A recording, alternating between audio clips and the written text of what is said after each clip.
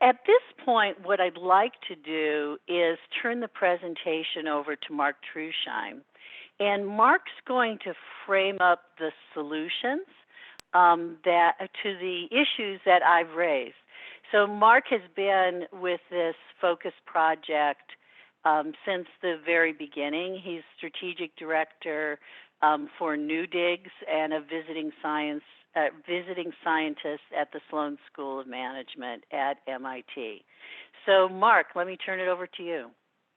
Well, thank you, Jane, and it's wonderful to be with everyone today. I know we have a number of self-insured employers, but also from other segments as well, whether you're in the brokerage area, the stop loss and reinsurance area, insurers, or even a couple product developers. So I hope you all find this information helpful today, but it will be mostly targeted for those who are self-insured employers and those directly working with them. Next slide, please.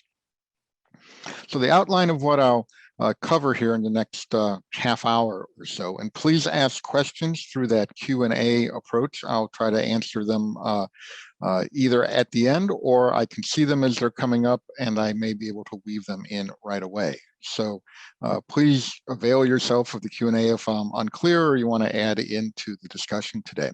But I'll cover first what's coming in the pipeline in the next few years and even over the next decade. So we have a sense of the scale of what we might be encountering.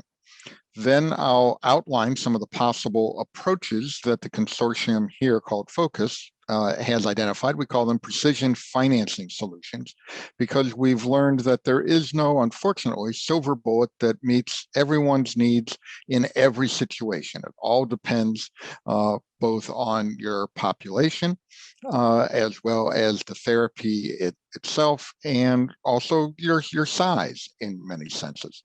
Right, and then at the end, we'll touch briefly on overcoming some of the barriers, where I'm afraid I'm going to identify more barriers and suggest a couple of approaches, but that's a lot of what we'll do in the next couple sections, and then the panel after this will really amplify how we take very practical action for addressing the challenges. Let's go on to the next thing. So there's a question here about whether we'll be able to share this slide deck, and the answer is yes, we will be able to share the slide deck after this presentation and after the day. So you see here again a reprise on the right-hand side of this durable therapy having this upfront payment and then benefits over many years. But the important part that I'd like to bring you that's new is that we're expecting that by 2030, about 10 years from now, there's going to be between 50 and 75 therapies, call it about 65 amongst friends here, but there's a range of that. Now, if you read the popular press, you're going to see that they'll talk about hundreds. In fact, there's nearly 1,000 separate trials and products in development. But as in all drug development, many of those will fail. In fact, Biogen yesterday announced that one of their gene therapies for a retinopathy condition unfortunately didn't meet its endpoints just this week. So there is failure throughout this whole process. It's not as straightforward as I know the gene, I know how to put the gene in one of these vectors that Jane talked about. Once the gene is in the patient, it's going to work and relieve the symptoms or even reverse the disease entirely. It's just not working out to be that straightforward. So there are a lot of products in development. There's great hopes, but we're expecting about 65 of these, 50 to 75 over the next decade. And I'm going to talk in more detail about what's coming up in the next few years. Next slide. But before I do that, I have to, as a good researcher, next slide if you would, Eric. Thank you. That this was a million iteration Monte Carlo analysis. That basically means we ran the projection with all these uncertainties around how long a product might take to be approved, what its probabilities of success might be, et cetera. And we wound up with sort of this cone of possibilities. And so I wanted to give you the sense that while I'll talk at times about specific numbers, it's always been, you can see, sort of plus or minus nearly 25% over or above these as possible worlds, with the main center part there that's sort of orangish salmon colored in the middle is really the 90% range, sort of between the 5th and the 95th percentiles. But you'll also see in that more yellow golden space, there's a lot of upside to this, that there are a number of scenarios where we can see almost 100 products coming forward by 2030 if everything goes really well. So we don't expect that. Our expectation is about 65, but it could be as many as 100 through all this coming out of the existing pipeline of products that we talked about, the nearly 1,000 that are in development. Next slide. Now, as Jane has mentioned, we have 5 CAR T therapies. These cell therapies for leukemias and lymphomas are already in the marketplace and being delivered. Now, these populations, the people who suffer from these, tend to be adults later in life. So this skews towards the Medicare population or your older, over 50 employees. Nonetheless, this is where it's come out to start with, but you'll notice as well, there's 45,000 eligible patients per year is our estimation for these therapies and these blood cancers. The patients have to have a type of leukemia that has what are called these antigen markers on their cancer cells that are either CD19 or BCMA. Those are names of some of these markers. And there's a few more that are in development that go at different antigen markers. But 5 indications that you see there amount to about 45,000 patients per year, which out of all cancers is a relatively small number. And these therapies as well tend to concentrate and overlap within these same blood cancer areas. Now, there's a lot of second-generation therapies coming. If you've read the press or have had any of your employees encounter these, you know that these CAR T therapies can carry very significant side effects of neurological conditions, or what's known as a kinase cascade, which is really something almost like an extreme inflammation approach, which attacks many organs at once. And those are all manageable, but it does tend to keep people in the hospital for a while and give them some pause about whether they want to pursue these therapies. But second generations are coming that have much lower side effects, at least that's the hope and the expectation. And also these, for the most part today, in fact, all these therapies require that cells be harvested from the patient, transformed, and then re-injected into the patient. That takes about 30 to 45 days for that whole cell transformation and re-injection process to happen. And there's another approach called allogeneic cell therapies, which will be sort of like available for all, just like a monoclonal antibody or some of these biologic products can be given to anyone. These allogeneic cells are such that they don't have this immune response and get rejected by the body, and therefore they can grow them up in large batches and give them to any patient. So we're hopeful that we'll make these therapies more easily accessible to many. Some hope for price decreases. We don't think that will happen because of the way the American system works, but there are these second generations coming. There are a lot of therapies in the solid tumor area that are trying to break out of this leukemia, lymphoma, blood cancer space. Unfortunately, none of them have worked yet, not one. It's discouraging because that's where there could be, just tremendous benefit for everyone. But there's a lot of hope. We don't model in our projections more than 1 or 2 of these, maybe 3, 4, getting to the marketplace even by 2030. But if the technology could have a breakthrough, that could change very rapidly. These things tend to cascade. As soon as one works, people learn very quickly, or there's a number of other products that are very close to that in the pipeline, and you get these waves of products that all of a sudden nothing worked, and then 4, 5, 6, 10 of them work. So our suspicion is that those will happen, and that leads to some of that upside that I talked to about, and why I emphasize that there could be up to 100, because particularly if the solid tumor space has some real scientific and clinical success in the next few years, it could really explode. but we don't expect that to happen in the next few years. That would probably be 2025 or after that you'd see this great ramp up. Next slide, Eric.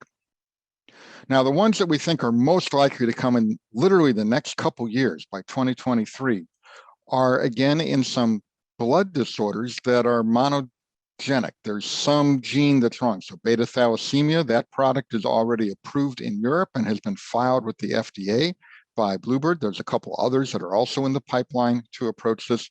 And that's a hemoglobin challenge where the beta globin part of the hemoglobin, there's 4 parts of it, but 2 of them have some mutation that causes this condition. CALD is another blood disorder sort of like this, but that's really expressed as a skin challenge going forward.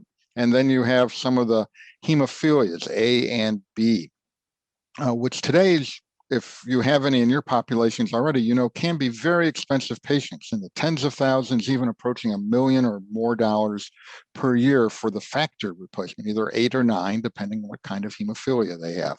There's about 21,000 hemophilia patients in the United States, but if they stick to what's in the clinical trial populations being tested, we think only about 3,000 of those 21,000 will actually be eligible based on their age, on the severity of their condition, and there are some molecular challenges as well that they have to overcome. They can't have antibodies against a virus, for instance, so there's some molecular constraints. However, should one of your patients come through, the expectation is that these will be multi-million-dollar price tags for hemophilia. In fact, some of the developers have stated in the press that maybe as much as $4 million per patient for this hemophilia gene therapy coming forward. So these are certainly high-priced, unheard of prices for these kind of therapies, because if you think from the developer's logic, if some of the patients are costing $750,000 to $1 million per year, and you think this is going to, this therapy will last for at least 5 years, well, 5 years times $1 million per year today is $5 million. So they think $4 million sounds like a bargain. But of course, not all hemophilia patients have that severe condition. So who knows where the price will finally come down to? But that gives you a sense of the order of magnitude of why these therapies can be so initially shocking and cause some concern for how we're going to manage them. Next slide, if you would, Eric. Additionally, by 2025, we expect a large number of these retinopathy sorts of conditions. That's most of what the top 4 there are. And then the SCID ADA, most of you may know that as bubble boy syndrome, this immune deficiency condition. So there are those kinds of products coming forward. They tend to be in the less than 1,000 or a couple thousand patients in total, with only a few hundred or even less than that, 50 to 100 patients per year that are new. But you know, a number of patients live with this for many years, and a gene therapy could really help those who are older and still have it. And then certainly a number who just develop this or are born with it could be affected. So, but you see, it's not a list of 30. And then here are some very large populations that are coming forward that within the next 5 years, we expect wet macular degeneration, which many of you know is being treated today with Avastin and Lucentis and a few other of these VEGF inhibitors. This is a gene therapy that would, in essence, continuously provide that VEGF over time. No idea what the pricing of that might come through, but it's a very large population. And then sickle cell disease, which is mostly African American and some Latino populations. If your populations and employees tend to skew that way, this may already be a condition that you're dealing with extensively within your employee ranks. But there's not just one, but about 4 gene therapies in development for sickle cell disease. We think at least one of those is likely within the next 5 years to come forward. And that will be, there's about 80,000 sickle cell patients in the United States today. We think somewhere around 20 to 30,000 of those would probably be eligible for the therapy coming forward. So that's a large number of patients who, again, we expect these prices to be not like hemophilia prices, but perhaps in the $1 million range for this. So that's a lot of potential cost for insurers to bear. Next slide. So what do we do?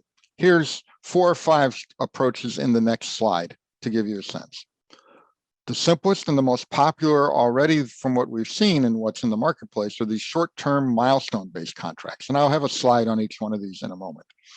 Then there's some multi-year performance-based annuities to address that risk that Jane talked about, that we don't know whether they're going to last for 2 years, for 5 years, or for 10, right? So having something that lasts over multiple years. There's a new model that's just appeared in the last year or two called a warranty model, which I'll explain, which is what its name might imply. They actually guarantee that their therapy will work, and if it doesn't, more than just getting some money back, they'll actually pay for the alternative therapies that the patients now need to take. So I'll explain that in a moment. And then there's some pooling approaches. Some we call orphan reinsurer and benefit managers, which some of the market solutions that Michelle will talk about later are certainly in that space, and some risk pooling. And then there's a Netflix or subscription model approach that's been used in hepatitis C and Medicaid. And maybe that model is coming forward. I'll have a slide on that in a few minutes. So these are our 5 general solutions, with again, the most popular being the milestone-based contracts, which we'll talk about next. After I talk about the fact that when at least most people think of this, they think of these challenges being between the drug developer or manufacturer with the first line payer, the managed Medicaid, the TPA group, the PBM that is contracting with them. But as you know, who are working in this space, next slide, if you would, Eric, the actual financial situation and how this all flows is much more complicated on the payer side in particular. Plus, of course, providers get in this. There may be buy and bill implications. Patients have co-pays and out-of-pocket costs.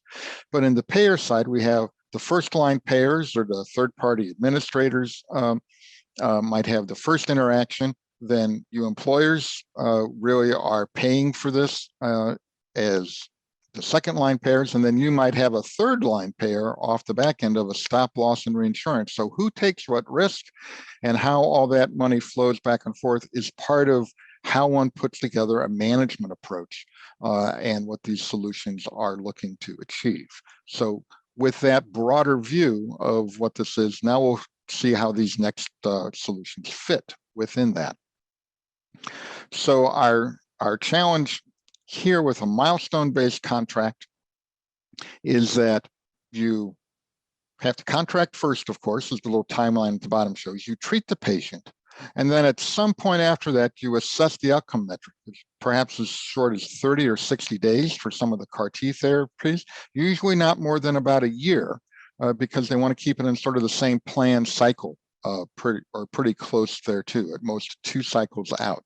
So there's an initial manufacturer payment, but then there's usually some rebate if there's not a, if they don't hit the outcome metrics over time. Italy has been doing this for the Bubble Boy gene therapy that's available for all of Europe out of the University of Milan. But this has been used in the United States, mostly in the CAR T space, where they can tell whether the cells are being accepted by the patient and having some initial response. And while CAR T therapy impact may last for multiple years, these have usually been in the 60 to 90 day for a first rebate opportunity or a no bill situation even, and then about a year after that to see if the response has continued. Next slide. So performance-based annuities really take that approach and extend it for multiple periods. And they can either be set up as rebates, but they can also be set up in a way that your controllers may feel better about, in that you actually only trigger the payment if the patient, your employee, continues to respond well to the drug over each year. So again, you do an initial upfront payment, and then you trigger another payment at, say, annual anniversaries, if that therapy continues to work. So that helps spread out the payment timing issue. It addresses this performance uncertainty, because if your employee no longer is gaining benefit in year 3, you stop paying for this. And it also helps to deal with this actuarial uncertainty of you not knowing how many patients you'll get in a year, because it sort of spreads the payments out and isn't exactly like stop loss insurance in really giving you a very sure spending amount and premium every year, but it does have the effect of at least spreading the payments out and making them a bit more manageable over time, and that you can plan for them in future years. Next slide. So this has been offered in Europe by the maker of Zynteglo, the beta thalassemia product. It was approved there and is in front of the FDA today. And so you'll see that these are all euro prices, European prices of 315,000 euros spread over 5 payments. Now they expect that the therapy will work for longer than that, but they're spreading this, what would have been an upfront price of over 1.5 million euros over 5 separate payments, each one triggered on an annual anniversary. So this approach is possible to be done in the United States in about a year. There had to be some regulatory changes put in place to enable this, but those have now been finalized by CMS. And it's strange, it has to do with Medicaid, but it affects your commercial marketplace as to what drug developers are required to report. And CMS is now making these kinds of payment approaches capable to be offered by developers by about mid next year. So middle of 2022 is when the new computer systems from CMS will be ready to enable this kind of offering by drug developers. Excuse me. Next slide. Now this warranty model that I mentioned to you before, this is where the developer in the middle here on this middle slide provides a warranty that is given to the health plan essentially in the name of the patient. So these are patient by patient offered warranties that then says if that patient does not respond as well as we expect, whatever you set as the trigger on the metrics for that, that the warranty policy will pay for the treatment that the patient now incurs. So it's not money back, it's an actual paying for the treatments up to some limit that the patient now incurs. So take that hemophilia example where they have those expensive factor 8 or factor 9 replacement therapies. Rather than simply giving you money back for, gee, it didn't quite work out and what should the fraction be? Here the developer is saying, we'll pay for the factor 8 or the factor 9 that your employee now requires for some period of time up to some limit, which are all negotiable numbers. All right, so that's how the warranty works. Next slide, if you would. From an operational standpoint, there's usually something called an outcomes-based contract administrator that gets put in the middle of this because the drug developers don't want to do all the administrative work for this.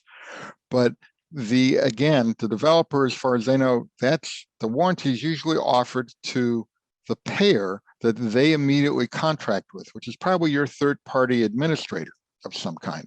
So they're the ones who are going to be then getting these warranty payments back.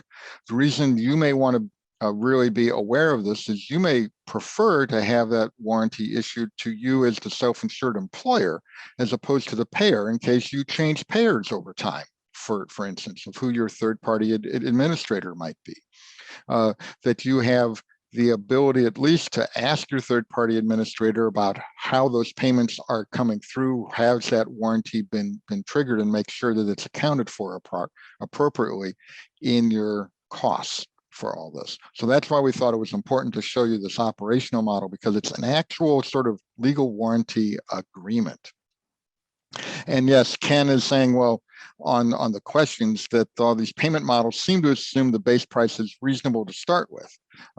So we at Focus have not done the work to say what should the basic pricing be, because there's a whole cacophony of groups from ICER to the manufacturers to the payers to many of my academic friends who are all debating various methodologies and approaches as to what should set that extra price. Should it be $100,000, $1 million, $2 million, some other number? Many people working on that. We thought for Focus, we went forward with the idea that no matter what the number is, it's going to be large because comparatively, because you're paying for multiple years of benefit up front. And so what do you do then? Even if you negotiate what some of you might think is a more reasonable number, it's still going to be a comparatively high number compared to the classic therapy approaches. So Ken, no, we haven't done that work, and I hope you understand why. Next slide. So the Netflix subscription model really allows for, rather than this current payment model of one at a time, et cetera, and you might have to restrict it, to essentially get a fixed price for all the therapy that you can use in your population. This was done in the states of Louisiana and the states of Washington for the hepatitis C big cost surge that you might recall from this Sovaldi's and that whole family of therapies from 3 or 4 different manufacturers now. So this allowed, in this sort of public health infection environment, that they could treat as many people as possible without being very uncertain about what their incremental costs would be. They paid a fixed amount per year to treat all the Medicaid and state employees within their states for these therapies. That philosophy can also come forward into cell and gene therapies, where you pay a fixed rate to have as much access to one or more of the gene therapy products that your employee populations might require. So that's how that model works in a bit. And we call it Netflix because you can have as much therapy as you might like for a one-time, a monthly or an annual set fee. So it's the consumer view of Netflix, not the movie producer's view of Netflix. Next slide. Now, this is a detailed slide. The important takeaway for you is that the circles that are blue or partially blue show how well any one of these solutions in the rows addresses any one of the financial challenges in the columns there. And you'll notice that it's not blue anywhere all the way across the rows. And that's the important takeaway from this slide. None of these solutions work perfectly, unfortunately. And the last column shows that in the US at least, none of these solutions, other than the short-term milestone contracts, have really gone past demonstration or initial agreements in negotiation stages. And in fact, one of these, the performance-based annuities, hasn't happened at all in the United States yet until this new Medicaid best price rule goes into effect next year, in which case we will hope to see some, but we can't guarantee it.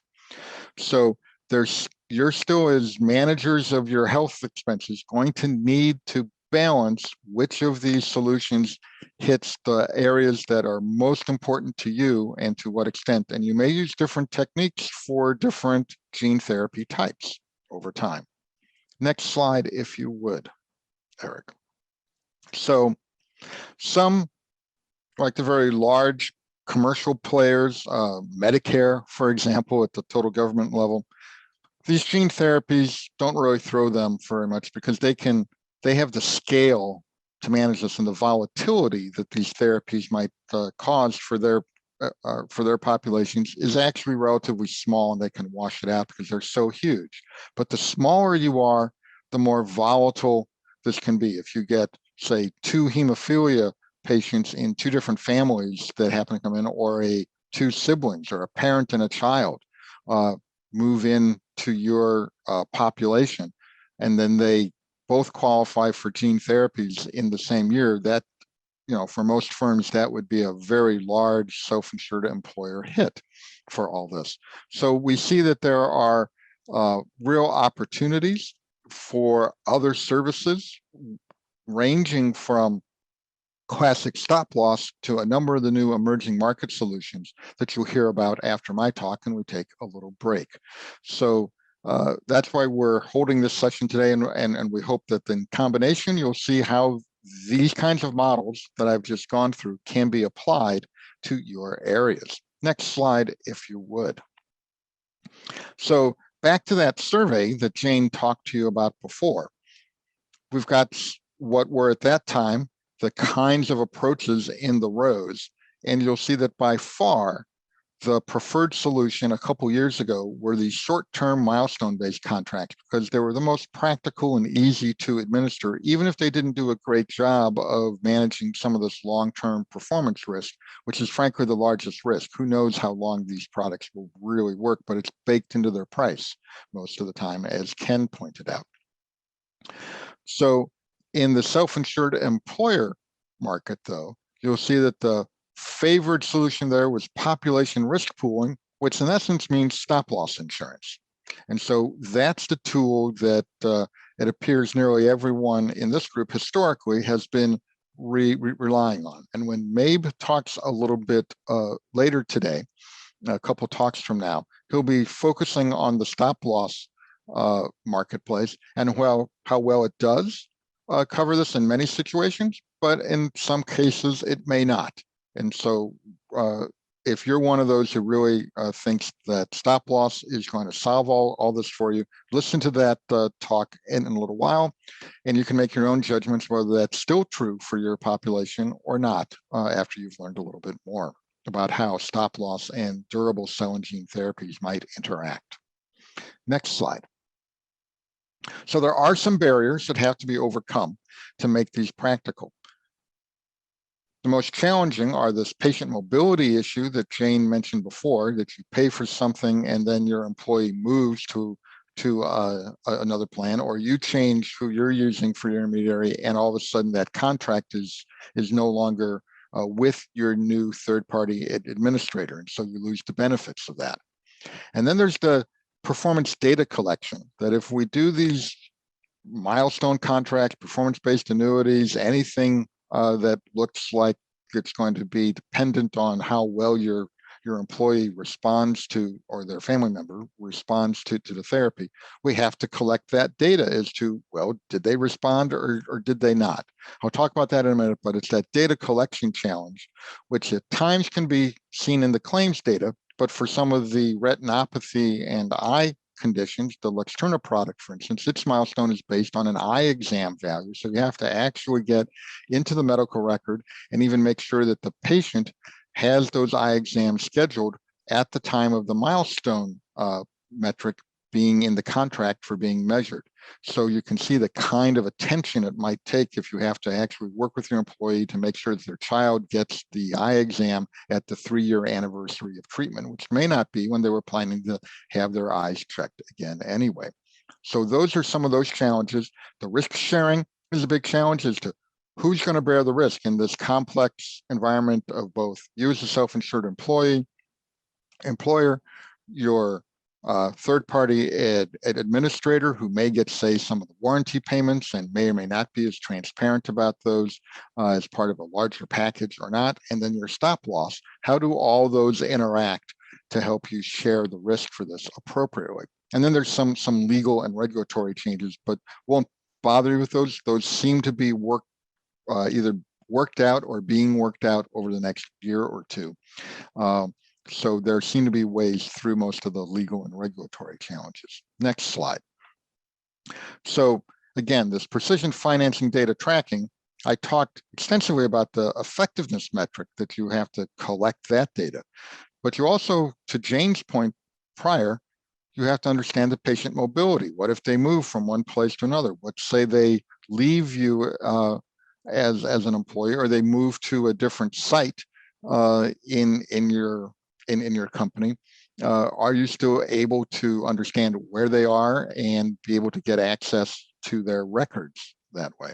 And then who is responsible for collecting all that data in the first place? Is it you as the employer? Is it the third-party administrator? Is it the stop loss company, which generally doesn't do that sort of work? Is it a third-party contractor, a patient hub of some kind that actually the drug manufacturer is using to provide all this data? So that's also an important challenge to work through, as to who's actually going to be on the hook for collecting that data. And then finally, at what level of quality is that data? Because we're going to pay hundreds of thousands of dollars on the basis of whether the patient is reported as meeting or not meeting some performance criteria. You're going to want to have that data be of a quality that you think it can be audited, it can be viewed as credible and appropriate information for you to trigger these multi-$100,000 payments on the basis of that data. So next slide. We've identified within Focus about 6 different ways that these data tracking models can work. Practically everyone today uses option number 5 on this slide, which is every manufacturer tends to be on the hook for collecting the data, and that they do that for each one of their products separately in a separate data collection database and system that the doctors have to log into and put the patient information in. So this is leading to a number of third-party groups trying to at least give a little bit of scale, that they look at multiple products and can provide that service to many. And that is a little bit more of a third-party group that sits between and amongst the payers, the patients, and the drug developers. Some of the patient advocacy groups are moving into the space, for instance, that they can be the ones to collect this data. So it's those option number 5 on this, sometimes elevating to option number 4, where there's multiple disease registries that have multiple products in them. CAR-T is trying to move towards using the CIBMTR database. That's the bone marrow transplant database set, which is being modified to extend into CAR-T. So we'll see if that works. And then there are those who either at the high end think there should be some national collection system for this. And on option number 6, well, patients in the latest legislation from Congress a year or 2 ago have unambiguous rights that they can have all of their patient record data, and that providers need to actively make it available to them. So there's a lot of hope, not yet realized, that there'll be some cloud-based health record that patients themselves can have access to, and that therefore the patients can provide you as the employer, perhaps as part of their employment contract, access to that health record data. So these emerging commercial solutions that Michelle is going to talk about work somewhat in this space and are trying to make it cost-effective and feasible to overcome these data tracking issues. Next slide, if you would. So to close, we have here, the most important item on this slide is the web address in the top of payingforcures.mit.edu is a place where if we make these recordings available, that's where those will be. The slides will likely be there, perhaps emailed to you more quickly.